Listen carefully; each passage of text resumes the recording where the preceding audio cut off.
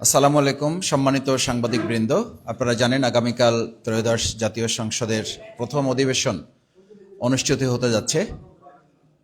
অধিবেশনের আজকের আগের দিন অর্থাৎ এই দিনে আমাদের বিরোধী দলের সংসদীয় বৈঠক অনুষ্ঠিত হয়েছে। সংসদীয় বৈঠক শেষে আজকে আপনাদের সামনে এখন সংসদীয় বৈঠক শেষে ব্রিফ করবেন বিরোধী দলের সম্মানিত নেতা, বাংলাদেশ জামাত ইসলামীর সম্মানিত আমির, আমাদের শ্রদ্ধাভাজন জননেতা জনাব ডাক্তার শফিকুর রহমান। আজকের এই প্রোগ্রামে আরও উপস্থিত আছেন বাংলাদেশ জামাত ইসলামীর সম্মানিত নায়েবে আমির এমপি জননেতা জনাব অধ্যাপক মুজিবুর রহমান। উপস্থিত আছেন সম্মানিত নায়েবে আমির নবনির্বাচিত এমপি মজলুম জননেতা জনাব এটিএম আজহারুল ইসলাম। উপস্থিত আছেন বাংলাদেশ জামাত ইসলামের সংগ্রামী সহকারী সেক্রেটারি জেনারেল নির্বাহী পরিষদ সদস্য সিরাজগঞ্জ থেকে নির্বাচিত জননেতা জনাব মাওলানা রফিকুল ইসলাম খান এমপি।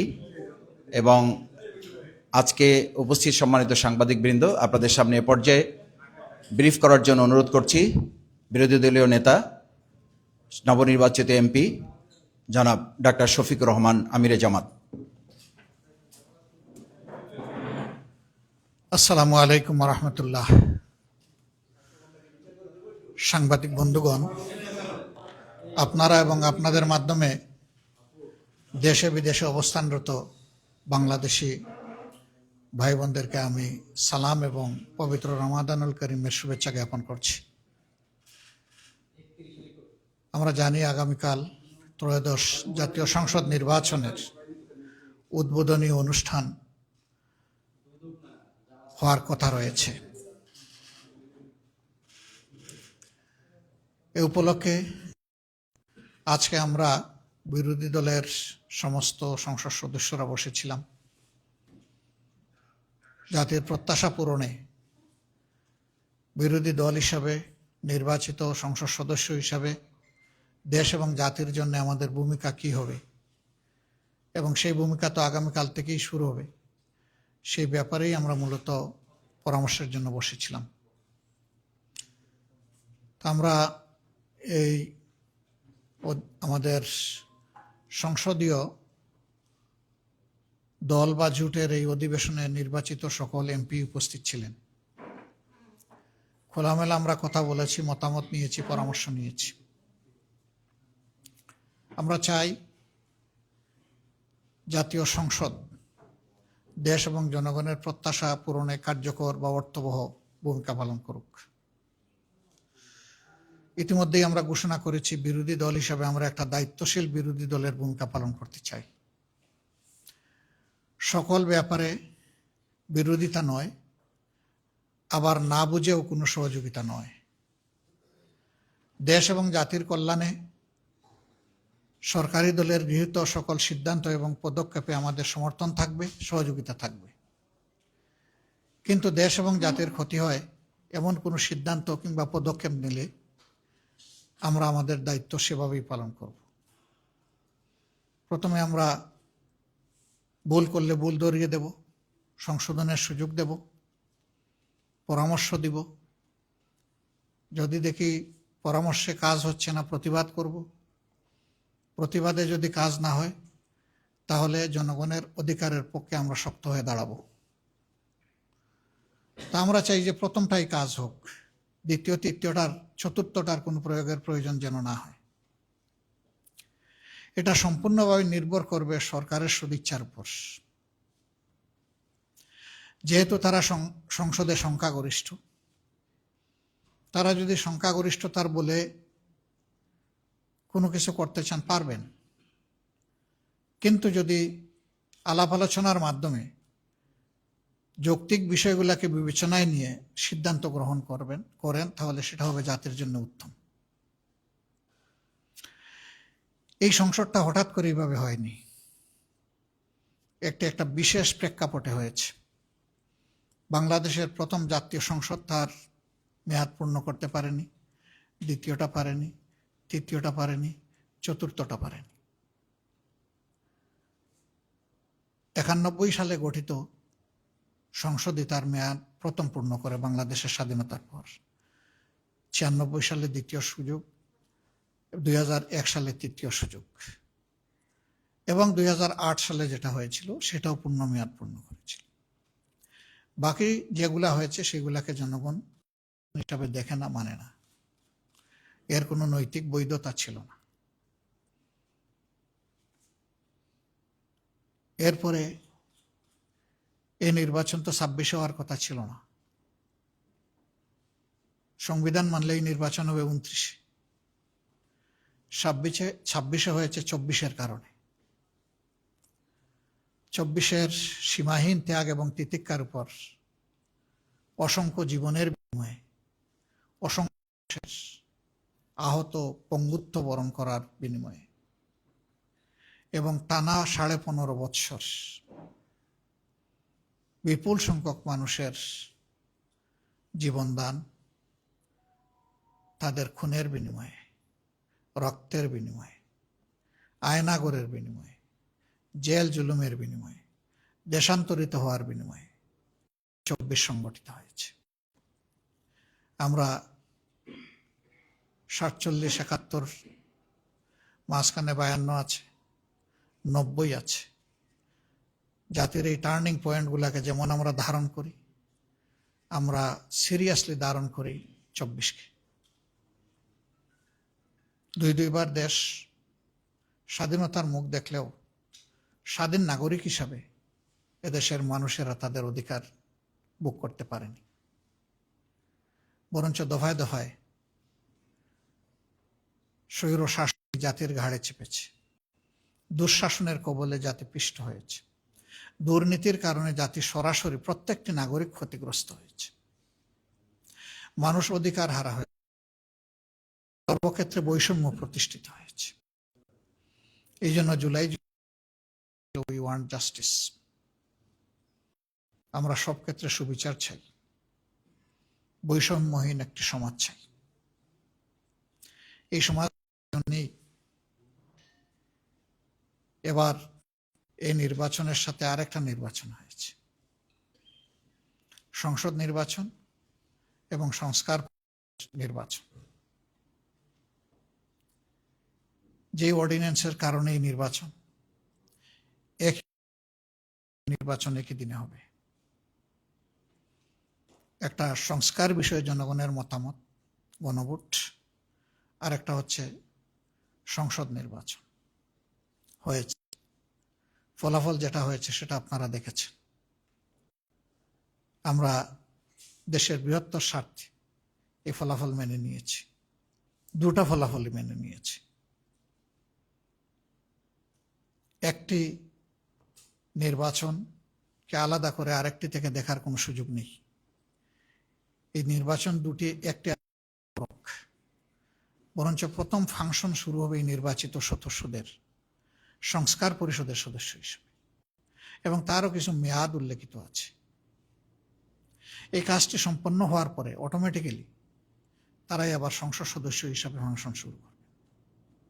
এই জন্যে ওই একই অর্ডিন্যান্সকে সম্মান করে আমরা প্রথম দিনে দুটি শপথ নিয়েছি। প্রথম শপথ হয়েছে সংস্কার পরিষদের সদস্য হিসাবে, দ্বিতীয় শপথটি হয়েছে সংসদ সদস্য হিসাবে। আমরা দুই জায়গায় শপথ নিয়েছি, দুই জায়গায় আমরা স্বাক্ষর করেছি। কিন্তু দুঃখের বিষয়, এখন পর্যন্ত সরকারি দল প্রথম শপথটি তারা নেননি। আমরা তাদের প্রতি আহ্বান জানাবো, আসুন জুলাইকে সম্মান করি।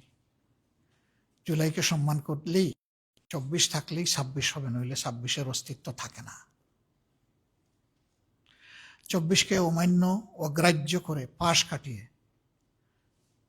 26 এই জাতির জন্য কোনো সুখবর নয়। তারা নেননি, আমরা আশা করতে চাই তারা নিয়ে এই কাজটি দ্রুত সম্পন্ন করবেন।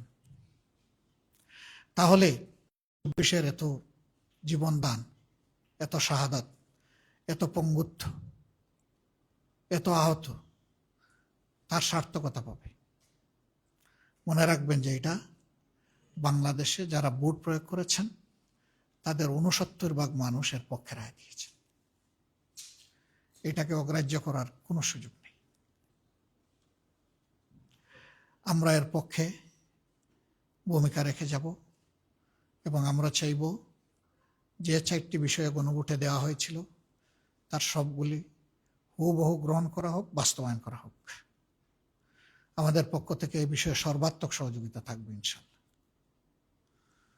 বাকি অধিবেশন শুরু হলে আরো যে সমস্ত বিষয় প্রসঙ্গক্রমে আসবে এই বিষয়গুলো নিয়ে আমরা আলোচনা করেছি এবং আমরা এটা স্থির করেছি যে আমরা অবশ্যই অপ্রাসঙ্গিক কোনো ভূমিকা রাখবো না, আমরা প্রাসঙ্গিক ভূমিকা রাখবো। আমরা আগেই বলেছি বিরোধিতার জন্য বিরোধিতা নয়, সহযোগিতা করতে হলে সেটা দেশ এবং মানুষের জন্য, আর বিরোধিতাও করতে হলে দেশ এবং মানুষের অধিকারের জন্য। এ লড়াই ইনশাআল্লাহ আমরা সংসদে করব, প্রয়োজনে এই লড়াই রাজপথেও হবে। এটা গণতন্ত্রের সৌন্দর্য। আমরা এই সমস্ত বিষয় নিয়ে হুটহাট করে আদালতে যাওয়াটা আমরা সহজে দেখব না, কিন্তু একান্ত বাধ্য না হলে। আমরা যদি একান্ত বাধ্য হই তাহলে হয়তো আমরা আদালতের আশ্রয় নিতে পারি কোনো কোনো বিষয়ে। তা আমরা প্রথমে এগুলা প্রেডিক্ট করতে চাই না। প্রথমে চাই যে সকল ব্যাপারে সংসদের যিনি অভিভাবক, যিনি সভাপতিত্ব করবেন, স্পিকার মহোদয় ইনসাফ করবেন, বিরোধী দলকে যথেষ্ট সুযোগ দেবেন।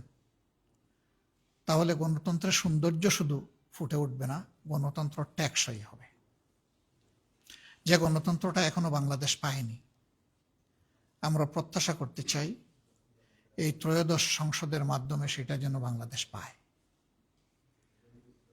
আপনাদের সহযোগিতা অব্যাহতভাবে আমরা কামনা করি এবং আমরা যাতে একটি দায়িত্বশীল বিরোধী দল হিসাবে 11 দলের নির্বাচিত সংসদ সদস্যরা আমরা দায়িত্ব পালন করতে পারি। আপনারা দোয়া করবেন, সহযোগিতা করবেন। আমরা দেশবাসীকে আরেকবার কৃতজ্ঞতা জানাই। তাদের রায়ের যেটুকুই প্রতিফলন হয়েছে, তারা আমাদের বক্তব্যকে ধারণ করে সমর্থন করে আমাদেরকে যতটুকুই নির্বাচিত করেছেন, ভোট দিয়েছেন, আমরা সকলের কাছে কৃতজ্ঞ। এবং এখানে আমরা আলাদাও করতে চাই না। এই নির্বাচনে সার্বিকভাবে অংশগ্রহণের জন্য আমরা দেশবাসীকে আন্তরিক অভিনন্দন এবং মোবারকবাদ জানাতে চাই। দেশের বাইরে যারা আছেন তারা আমাদের আত্মার অংশ। জুলাই পরিবর্তন, 71-এর মুক্তিযুদ্ধ, 90-এর গণ আন্দোলন, সকল ক্ষেত্রেই তাদের আন্তরিক সম্পৃক্ততা ছিল। বিশেষ করে জুলাইয়ের উত্তাল দিনগুলোতে শুধু বাংলাদেশ উত্তাল ছিল না, প্রবাসীরা যে যেখানে ছিলেন দুনিয়ার, তারা সম্পৃক্ত হয়ে গিয়েছিলেন, রেমিটেন্স বন্ধ করে দিয়েছিলেন। রাস্তায় বিভিন্ন দেশ আছে যেখানে নেমে মিছিল করা যায় না, তারা এগুলা ভুলে গিয়ে দেশের পক্ষে মিছিল করেছেন, কারাগারে নিক্ষেপ হয়েছেন, তাদের উপর শাস্তি আরোপ করা হয়েছে। আমরা তাদের ভূমিকাগুলোকে শ্রদ্ধার সাথে স্মরণ করি। আবার অনেকে তারা মিডিয়ার মাধ্যমে, লেখনের মাধ্যমে শক্তিশালী ভূমিকা পালন করেছে। তাদের সবাইকে আমরা কৃতজ্ঞতা জানাই, ধন্যবাদ জানাই। এবং একই সাথে বাংলাদেশের রাজনীতির মূল ধারায় আমাদের প্রবাসী ভাই বোনেরাও যাতে সম্পৃক্ত হতে পারেন, তার প্রথম পদক্ষেপ হিসাবে আপনারা জানেন আমরাই দাবি তুলেছিলাম যে প্রবাসীদের ভোটাধিকার নিশ্চিত করতে হবে। সেটা হয়েছে, বহুলাংশে হয়েছে, পুরাপুরি না হলেও এই শুভ কাজটার সূচনা হয়েছে। আগামীতে এটা আরো বিকশিত হবে আমরা আশা করি। আমরা এই একটা দাবি জোরালোভাবে বলেছিলাম, কারণ আমরা বিশ্বাস করি তাদের এই দাবিটা আদায় হলে, অধিকার প্রতিষ্ঠিত হলে, বাকি অধিকারগুলো, দাবিগুলো আদায় করা তাদের জন্য সহজ হবে। আমরা তাদেরকে সম্মান করি, আমরা রেমিটেন্স যোদ্ধা বলি, কিন্তু আমরা বীরদেরকে এখনো বীরোচিত সম্মান দিতে পারিনি। এই জন্য প্রবাসী ভাই বোনদের সকল ক্ষেত্রে তাদের ন্যায্য পাওনা যাতে নিশ্চিত হয়, এই সংসদের মাধ্যমে আমরা সেই লড়াই চালিয়ে যাব। তারা বহু ক্ষেত্রে বঞ্চিত, বিড়ম্বিত এবং ক্ষেত্র বিশেষে তারা নিগৃহীত। এই জায়গাগুলো অবশ্যই আমাদের দেখতে হবে। আমরা সরকারকে ধন্যবাদ জানাই। আমরা বলেছিলাম, সবার আগে আমরাই বলেছিলাম ইলেকশনের সময় যে আমরা নির্বাচিত হয়ে সরকার গঠন করার সুযোগ পেলে বিদেশে আমাদের কোনো প্রবাসী ভাই বোন ইন্তেকালের পরে তার পরিবার এবং তিনি যদি ওসিয়ত করে যান যে তার দাফনটা বাংলাদেশে হবে, তাহলে তাদের লাশ সরকারি খরচে শ্রদ্ধা এবং সম্মানের সাথে বহন করে নিয়ে আসা হবে। ইতিমধ্যে সরকারের প্রবাসী কল্যাণ মন্ত্রণালয় ঘোষণা দিয়েছে, এটা তারা বাস্তবায়ন করবে। আমরা তাদেরকে অভিনন্দন এবং সাধুবাদ জানাই। আমরা যে দাবিগুলা করেছি তারা যদি সেই দাবিগুলা বাস্তবায়ন করেন, আমরা এইভাবেই তাদেরকে অভিনন্দন জানাতে থাকবো, কোনো সমস্যা নাই। কারণ আমরা দেশের মানুষের কল্যাণ চাই, আমরা প্রিয় দেশের ভালো চাই। যে কাজ আমরা করতাম সেই কাজ তারা করলে অভিনন্দিত হবেন। আরও নতুন নতুন কাজ আমরা খুঁজে বের করব এবং সবাই মিলে এই দেশ এবং সমাজটাকে সুন্দর করব। আমরা আশা করব দুর্নীতি আর দুঃশাসনের করাল গ্রাসে বাংলাদেশ নতুন করে আর পড়বে না। যদিও দুর্নীতি এখনো আমাদের সমাজের রন্ধ্রে রন্ধ্রে প্রবাহিত হচ্ছে, আমরা সবাই জানি। ইতিমধ্যে সরকারের বেশ কিছু পদক্ষেপ জনগণের কাছে গ্রহণযোগ্য হয়নি। আমরা আশা রাখব জনপ্রত্যাশা সামনে রেখে, বিশেষ করে জুলাইয়ের আকাঙ্ক্ষাকে ধারণ করে সরকার তার কার্যক্রম গ্রহণ করবে যা জাতি এবং দেশকে উপকৃত করবে। আমরা এর পক্ষে আমাদের অবস্থান স্পষ্ট এবং আমরা এই অবস্থান অব্যাহত রাখব। সবাই মিলেই আমরা আগামীর একটি নিরাপদ, একটি মানবিক, দুর্নীতি এবং দুঃশাসন মুক্ত বাংলাদেশ গড়ব ইনশাআল্লাহ। আল্লাহ আমাদেরকে তৌফিক দান করুন। আরেকবার আপনাদেরকে পবিত্র রমজানুল কারীমের অভিনন্দন জানিয়ে আমরা এখানেই শেষ করছি।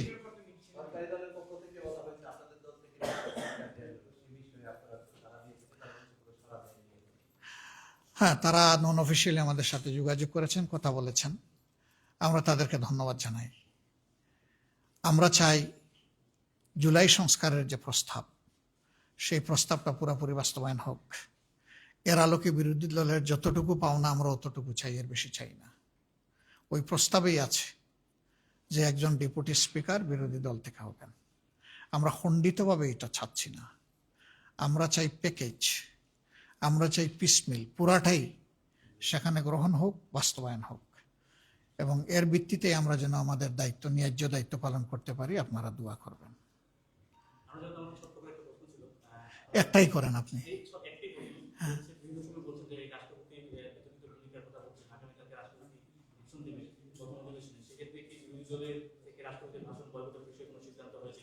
হ্যাঁ, আমরা অনেক আলাপ আলোচনা করেছি এই ব্যাপারে এবং কালকে আমাদের ভূমিকা দৃশ্যমান আপনারা দেখবেন। যেমন সূর্য উঠবে তেমন ভাষণ শুনবেন এবং আমাদের ভূমিকাও দেখবেন। ধন্যবাদ সবাইকে। আসসালামু আলাইকুম। যে